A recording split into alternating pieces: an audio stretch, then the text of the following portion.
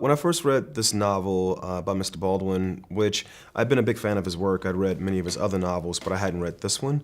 And so when I read it, I was surprised that, James Baldwin had many different voices he wrote in, but the two voices that always stuck out the most to me was the one voice that was obsessed with romance and sensuality, and the other voice that was just as obsessed with systemic injustice in American society and how that played a role in harming the lives and souls of black folks. And when I read this novel for the first time, I just saw that those two voices were perfectly joined. And in that joining, I thought, I have to adapt this novel into a film. Yeah, I wrote this film in Berlin. James Baldwin was known for being an expat. He was an American who lived quite a lot of his life in Europe. And I just have always admired him. And I'd always heard Berlin was a very cool place. The first time I visited Berlin was to write the script.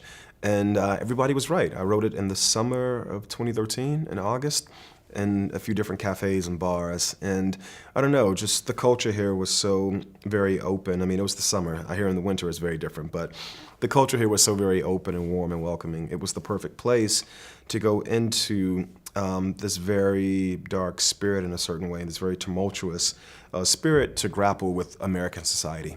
I was grappling with America while here in Berlin. I'd ride the train, I think called the U-Bahn. I would ride the U-Bahn, and there was a cafe in Prenzlauer where I wrote most of the script.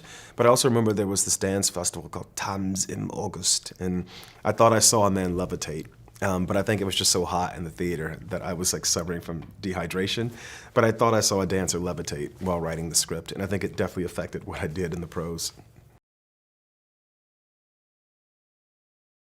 I think James Baldwin resonates so well with today's youth and younger generation because so much of what he said was very true.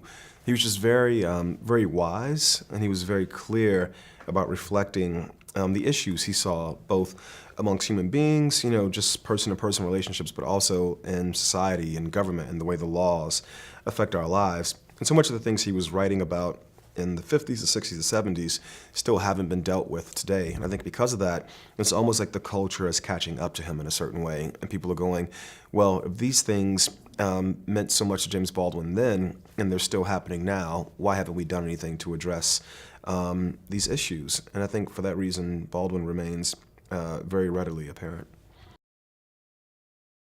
My favorite memory going to the movies, actually, this is another Berlin story. There's a film by Tykwer called Heaven. It was an adaptation he did of a Kieslowski script. Kieslowski had written, I think it was Heaven, Hell, and Purgatory, but he passed away before he could make them. And so Tykwer took up Heaven and made it as a film. I was a film student in Florida, and I went to see this movie in the theater, and I watched the movie.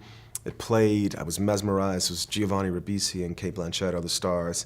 And I sat in the audience, and the credits rolled, and the lights came up, and the usher came in to clean the theater, and I said to him, do you mind if I watch it again? And he said, no, of course not. And I just stayed in my seat, and I watched the movie again from beginning to end. It's one of my favorite cinema memories. I mean, I just love that film.